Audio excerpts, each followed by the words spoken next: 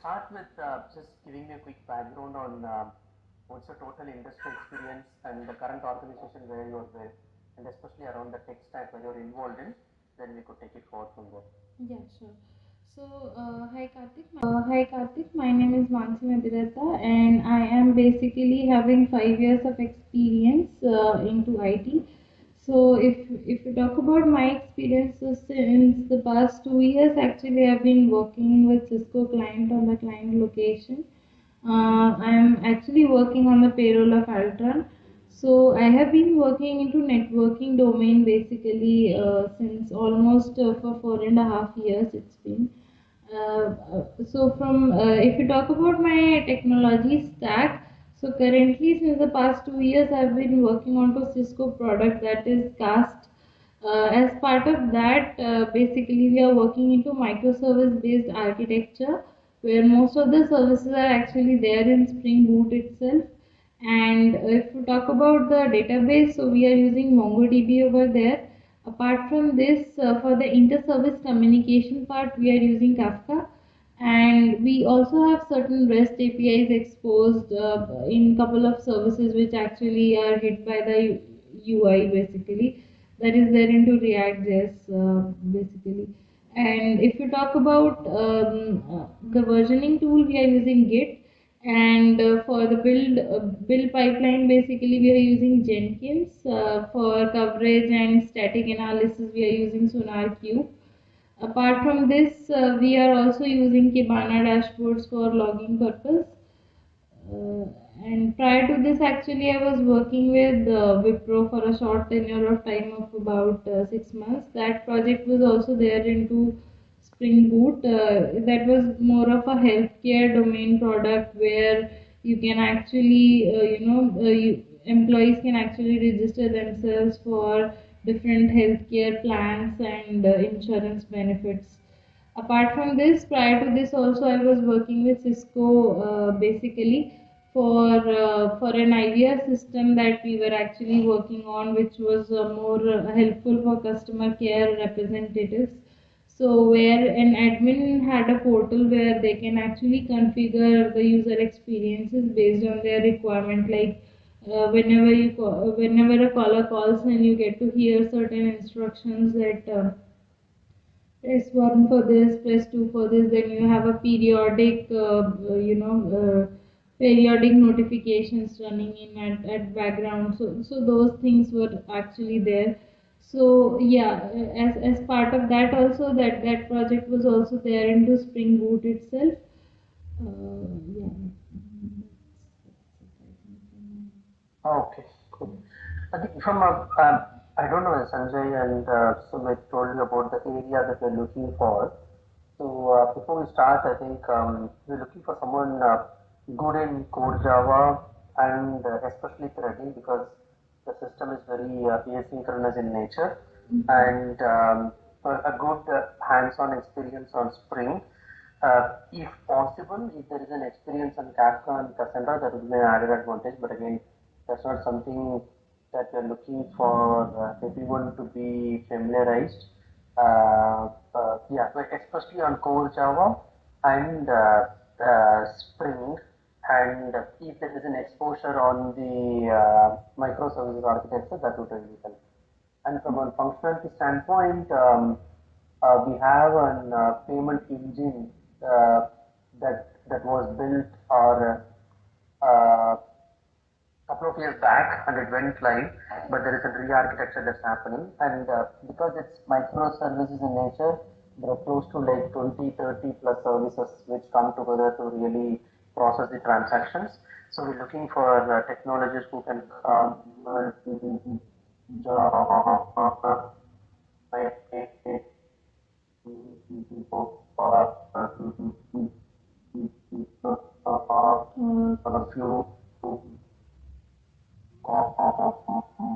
Karthik, sorry to interrupt here. Actually, your voice is breaking a little bit.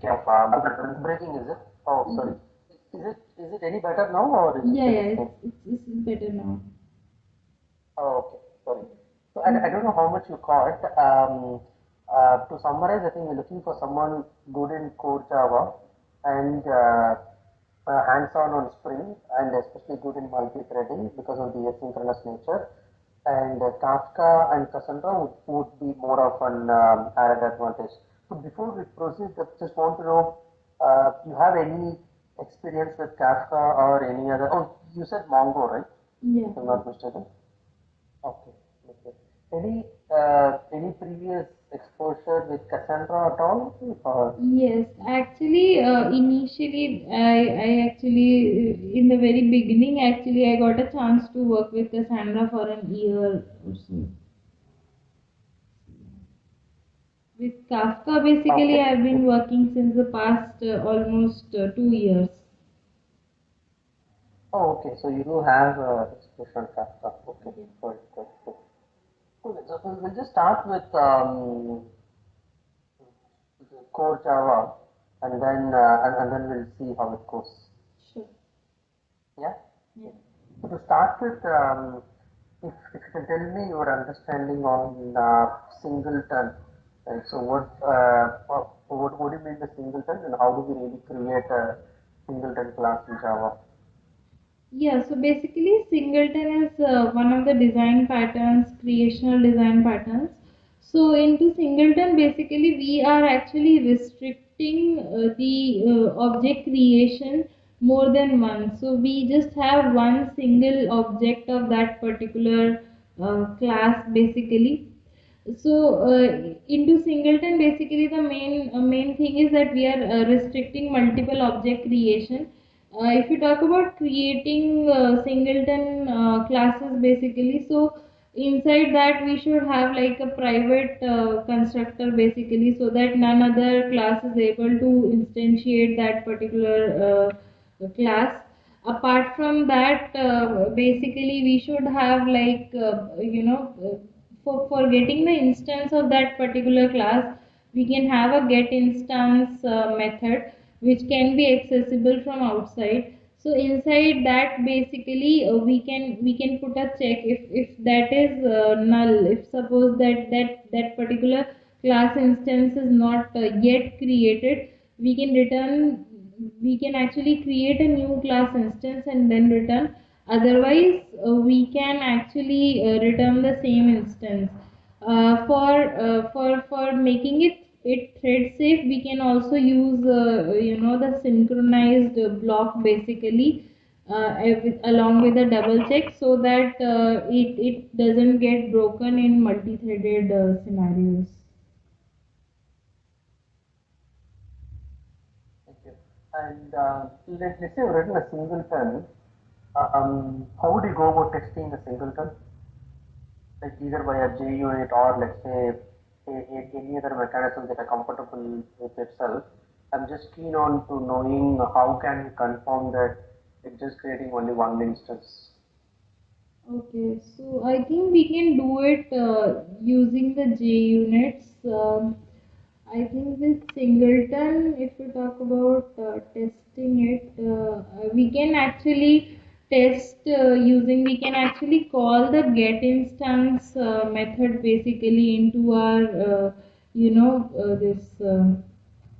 JUnit, and out of get instance, okay, definitely we can actually test the negative scenario by, I think, by using reflection we can actually be able to break it and create an instance of it, and then pass it to the JUnit for the negative scenario purpose. Positive one will definitely work by calling this get instance method. So, so positive one, you will call the get instance method, but what is the validation that you will do on your test case? So, okay. So for the validation, I think we can. It will actually, for the positive one, we will call the get instance, and definitely that singleton. So the null check will actually, so it will be null. So it will actually create a new new object and actually return it to you. So we can check if the object that is returned is actually, we can check if assert in the assertive that that is actually not null. So we can do a assert not null over there, and we can also maybe check if the returned object is an instance of that singleton class basically.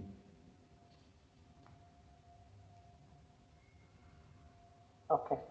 You say that, if I understand correctly, you say that you try to get the get instance, and after get instance, you would try to take the object and you just check whether it is not null or not.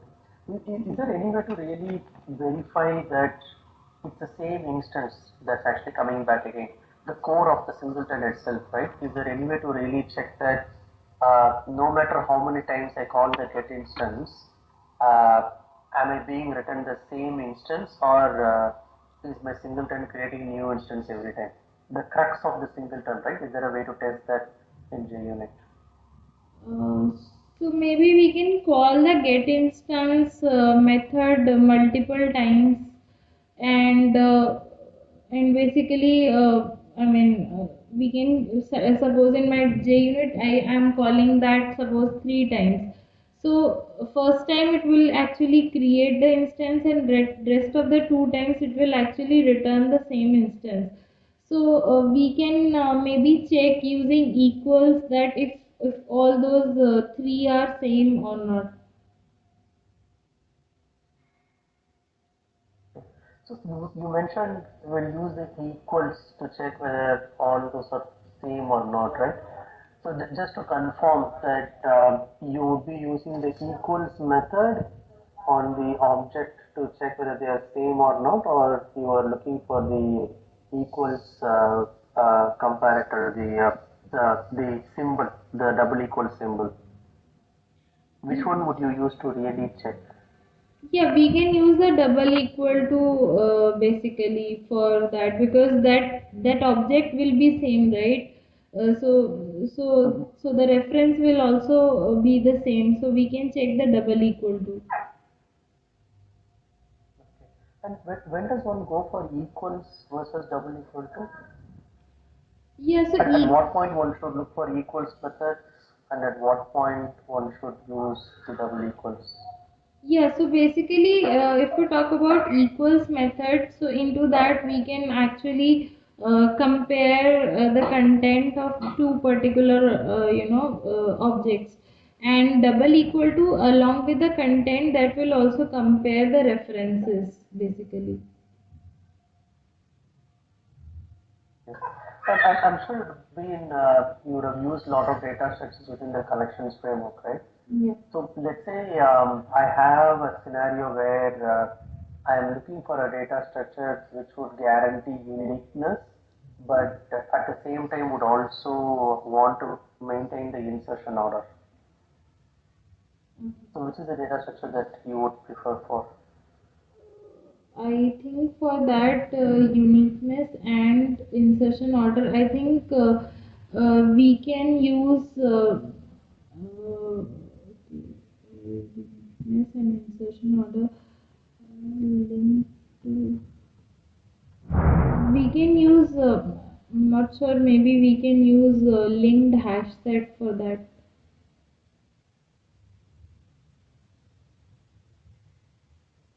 Because set will Any reason why you were not sure of it? Actually, I'm not properly able to recall. That is the only reason. But I think linked hash set will be the one, because it will maintain the insertion order, and set will have the property of having the unique and removing the duplicates basically. Sorry, sorry. So I'm sure you used hashmap also a lot of time, right? Yeah. So in hashmap, let's say I have an employee hashmap where the key is an object called employee key, right? And within employee key, I have some integer or long as employee ID, right? Now this employee key will go as a key in my hashmap. Now in that employee key, for first scenario, I have overridden equals properly, but I have not overridden hash code, Okay. right? I just want your thoughts on two things. In this scenario where I have equals but I do not have hash code, if I start using this as key in my hash map, first point is will hash map behave properly? And second one is what would be the impact on the performance of the hash map, if any? Yeah, so you mentioned that you have overridden the equals, but you have not overridden the hash code, right? So in this case, I think the hash map will actually not behave properly because as soon as suppose you do a put or get operation on a hash map, it actually calculates the hash code, and based on that hash code, basically it does a mod by capacity. Initially, the capacity is 16, right? So as soon as it does a mod by capacity, it gets to know, okay, into this bucket basically I have to insert this particular node. So going to that particular bucket, actually it inserts and then checks for, first it checks for equal, and then if none of the element is there which is equal to that, then it inserts that particular new node. So if suppose you haven't actually overridden the hash code method properly, so it will actually give you random hash codes. Like suppose if it is not properly overridden, so it might give you some other hash code. So it will actually insert to that particular bucket. So that will have definitely performance impact, because if you talk about the get operation in hash map, so it is actually done based on the hash code calculation itself. Hash code is calculated, mod 16 is done, and then it gets from that particular bucket, so which is of O1 complexity. So if that is not properly inserted, then definitely there will be some impact in get, I think. You said it does mod by capacity, right? Any reason why it does a mod by capacity? Because okay, suppose I have a capacity of 16 for example, so ideally that node should be created within that particular capacity. If it is exceeding that, then it's not possible. Like it has a capacity of 16, so it will definitely fall from 0 to 15 only. So the reason doing mod of capacity is you will get some value between 0 to 15 itself. So that is why I think they do a mod by capacity, and yeah, definitely this might be the reason. Got it, got it. And you said because we didn't override hash code, the hash code is going to give an random value, right? Do you know what's the default hash code that's returned by object class in case if the custom classes do not override the hash code? Okay, so if default hash code, I think it is calculated based on certain things by the JVM, maybe certain kind of memory addresses or something like that. So based on that, basically JVM internally has some algorithm based on which it basically calculates the hash code. Alright, thanks.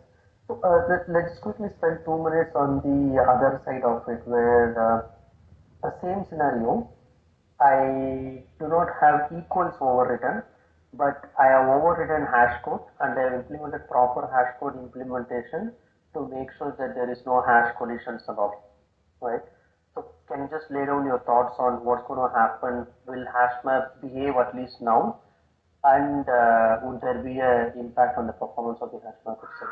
So you mentioned that equals is not overridden, right?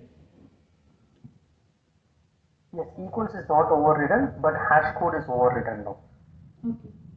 Okay, so I think in that particular case, the bucket calculation logic will work properly. Like you have a hash code overridden, so it will calculate the bucket properly by doing a mod of capacity. So based on that, I think bucket calculation will be proper.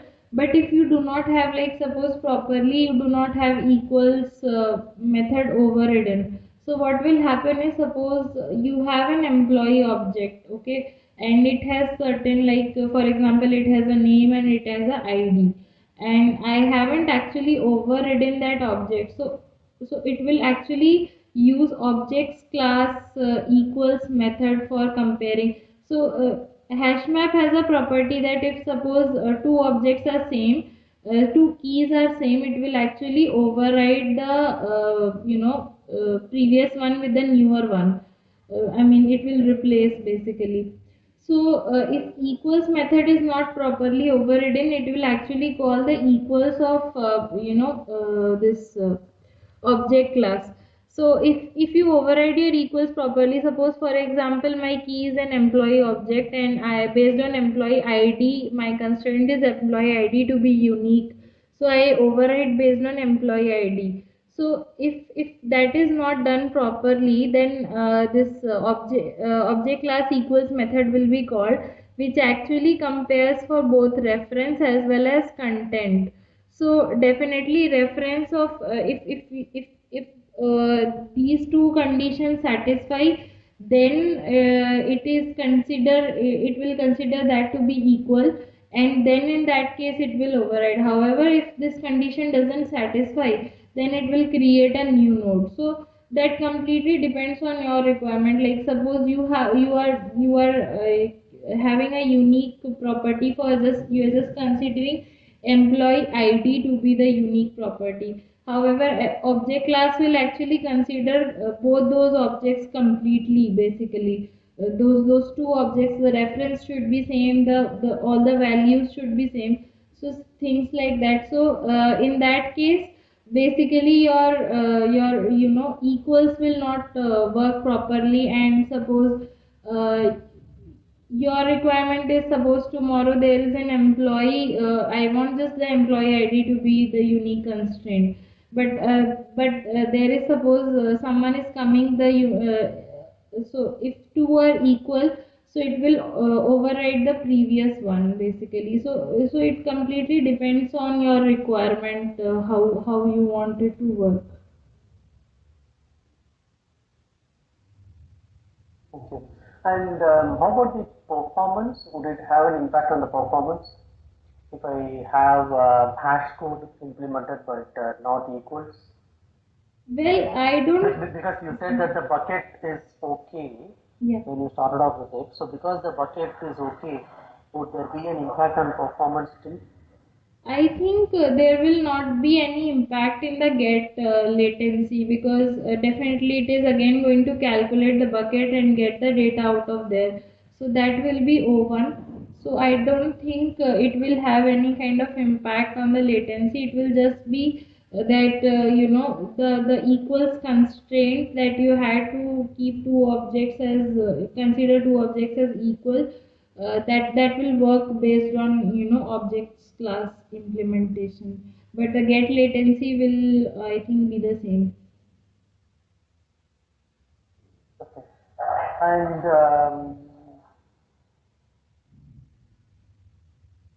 so what's your understanding about an immutable class in Java? Yeah, so immutable class is basically something that actually you cannot modify the value of that particular member variables of that particular class. So suppose I have like references of that particular class. So suppose I have in Java, basically string is an immutable class. So into string, basically like we have suppose I have a string str is equal to, inside double quotes I have abc.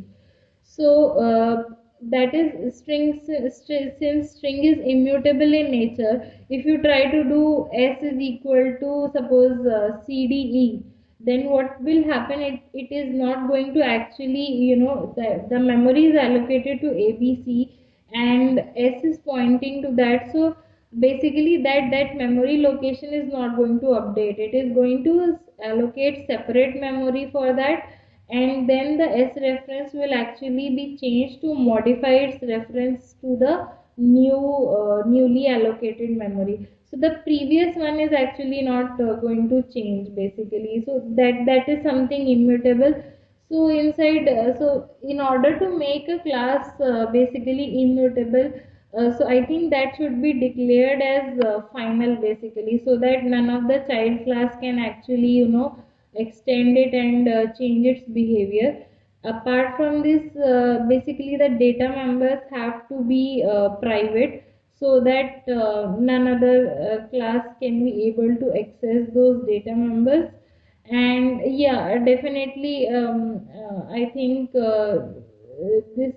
and there should be no setter, so that the member variables cannot be updated based on that.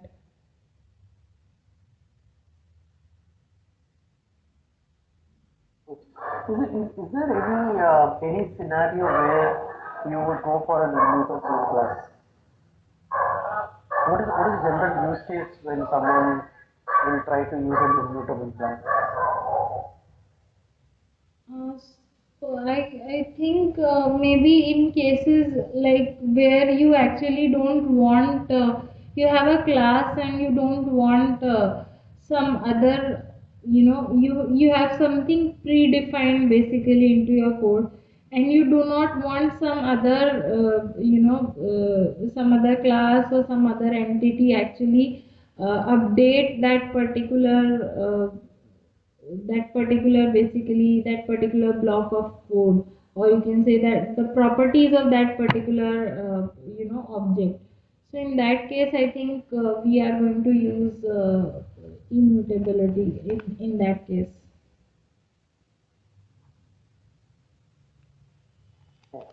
Um, let's say I have a class with two methods. Uh, One method is a public static synchronized, and the other method is a public synchronized. Yeah. So I got thread one, which is already inside first method and is executing something there, right?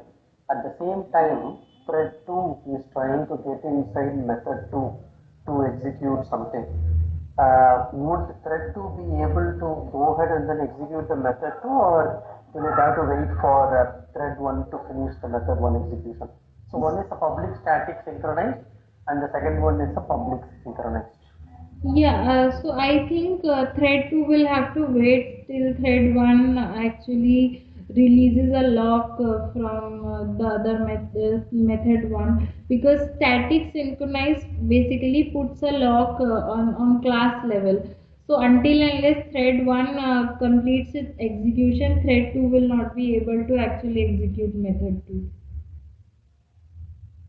And thread 2 is expecting lock at what level for executing that method? Yeah, so it is The public synchronized one? it is expecting basically lock on that particular object only, onto which method 2 will be operating. Okay. So because you also said that thread 1 is having a lock at a class level, but thread 2 is taking a lock at an object level. So is there still a contention where thread 2 has? Sorry, please come again. No, you said that for the method 1, the lock is taken at a class level, right? Yeah. And for the method 2, the thread 2 is looking for a lock at an object level, right? So the object and class, are both of them two different things, or is it the same thing? So basically, class actually you can say is an class is basically you can say a wrapper that actually consists of that actually has the objects along with member variables into it. Whereas an object is simply, you can say, that is an entity or part of a class, that is instance of a class basically. Okay.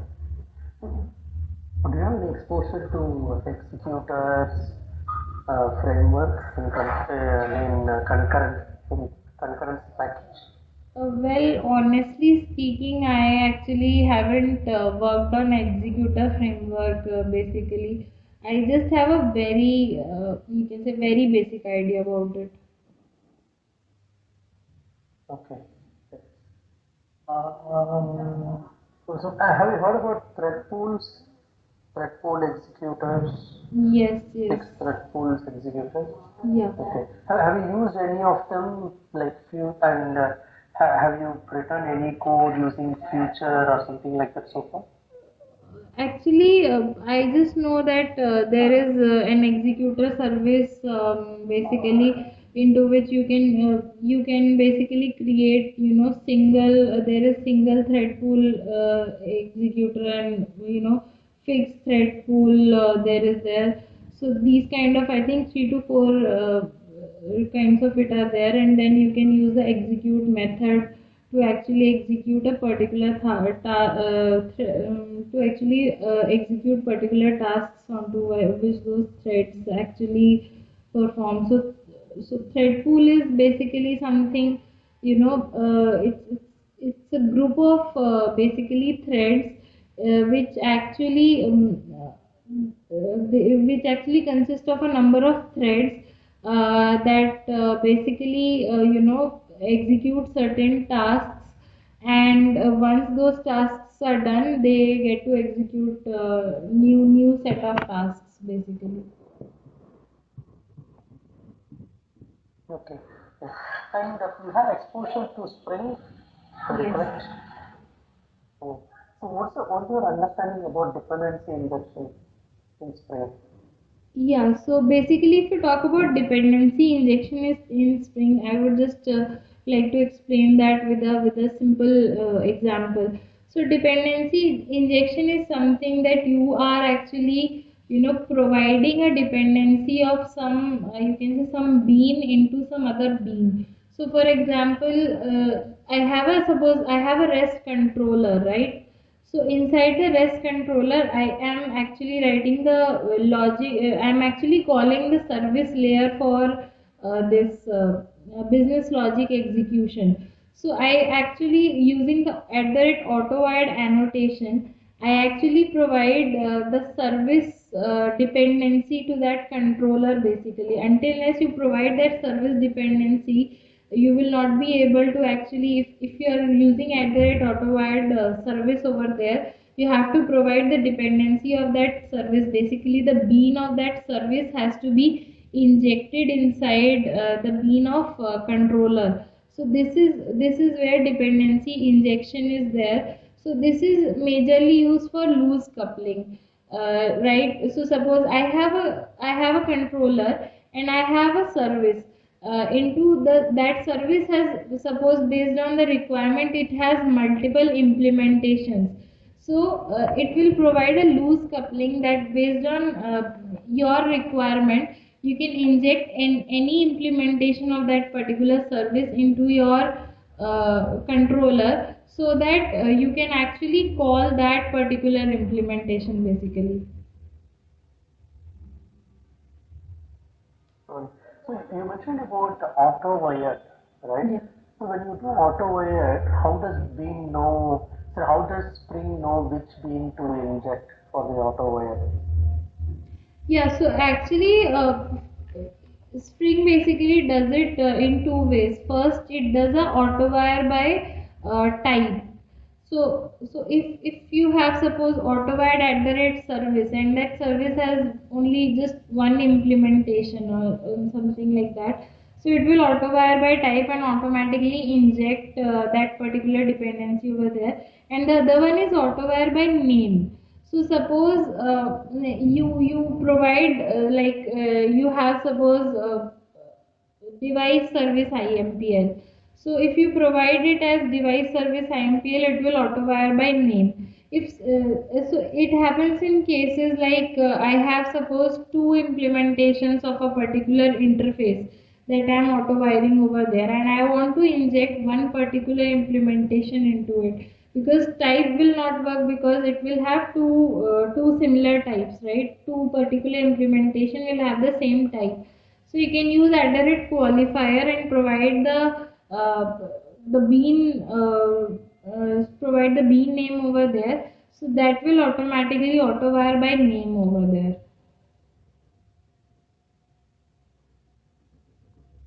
Okay. Okay. And do you know anything about at primary annotation in Spring? Have you used it? Yeah, I think we actually use it in for the configuration purpose when like suppose we have to actually configure two different data sources.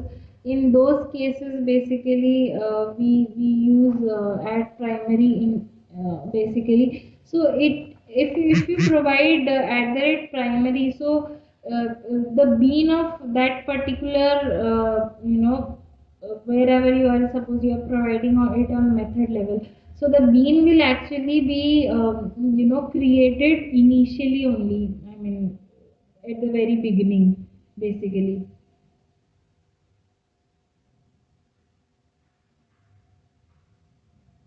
Okay. Have you, I don't know whether you got a chance, right? So, have you looked at any memory management within Java to say, do you know how Java manages memory internally of the running application? Honestly speaking, I actually never got a chance to work on that particular part. Okay, okay. And I'm sure you should have dealt with exceptions in Java, right? Yeah. What is the topmost hierarchy when it comes to the exception hierarchy? The class which is sitting at the top. Yeah, so we have exception class basically at the top, and then we have we also have runtime exception for runtime based exceptions basically. Okay. How about errors? Do you know where errors come into picture in the hierarchy? Okay, error is basically I think error is I think parallel to exception. Not very sure about it, but yeah, maybe it is parallel to exception itself. Okay. And you said you have, I don't know, maybe, I don't know if it is. So you said you had exposure to Kafka, Yes. right? And how, I mean, what is the level in which you got exposed to Kafka? I mean, you were just writing some consumers and publishers, or you were involved in creating topics with the right partitions and looking at how Kafka consumes it and all. Yeah, so basically, I mean, I have been involved into writing the consumers and producers, and also we usually for creating partitions and providing the replication factor. I am actually not exactly able to recall what are the key value pairs that have to be provided. So we actually provide it into Docker Compose basically. So actually we have like a Docker container running inside which we have Kafka running. So I think Kafka's server.properties file actually has this default partition and replication factor, which you can actually override. Either you can it's not a good approach to change it into server.properties itself. So we actually provide an environment variable from Docker itself, listing the number of partitions and the replication factor along with it. Okay. Okay. So, do you know,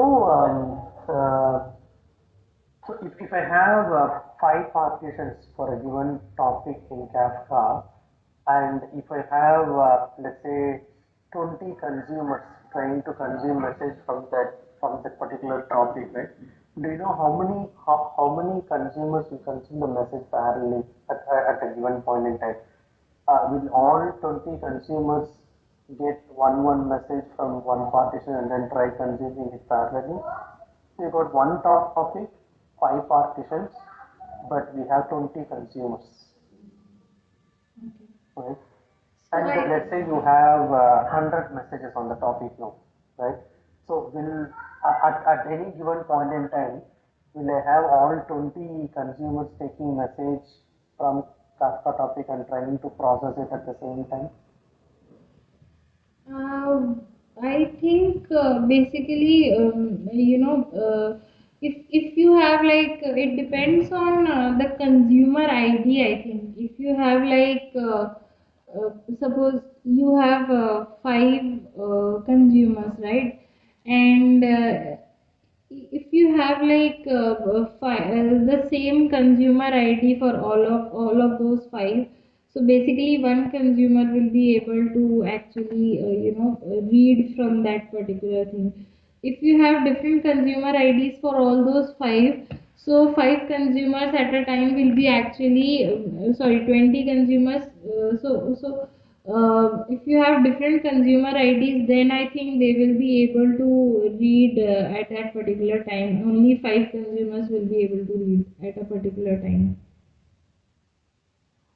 So why is it that only 5 consumers will be able to read at a particular time? Uh, What happens to the remaining 15? because you have like 5 partitions, so definitely multiple consumers will be actually reading from one particular partition, right?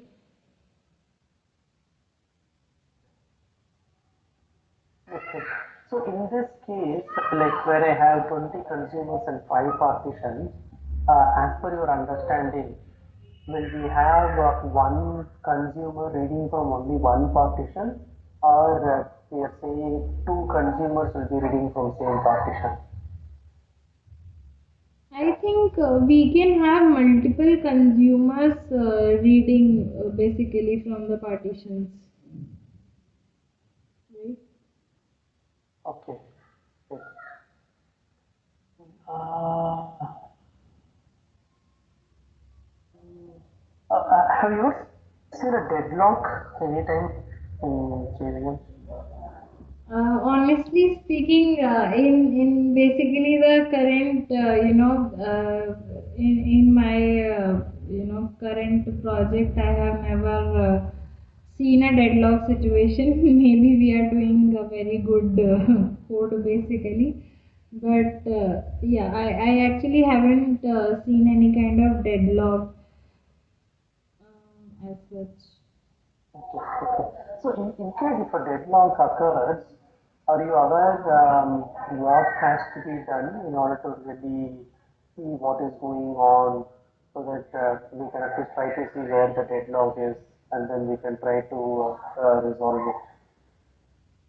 it? Yeah. So basically, in case of deadlock, basically, like suppose one particular thread has a certain resource which is required by another thread, and that basically I think we can find it out using the logs basically if the deadlock is there. So I think we can. I think through the logs we can find it, and in order to basically avoid deadlock situations, we could better.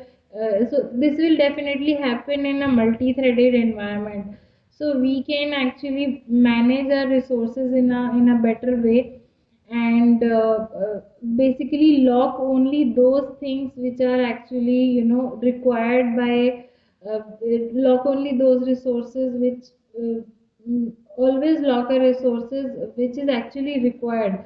Do not lock rest of the resources. Like for example, I'm not giving you an example based on this particular thing. Like suppose I have a database. right? So while performing, suppose while saving certain data or updating data to the database, there can be inconsistency problems, right? In case multiple threads are trying to at the same time save or update certain data into the database. So in that case, basically, locking the, so we have couple of approaches to locking basically the database. For example, we have pessimistic approach and we have optimistic approach. So inside pessimistic, the entire database is locked, right?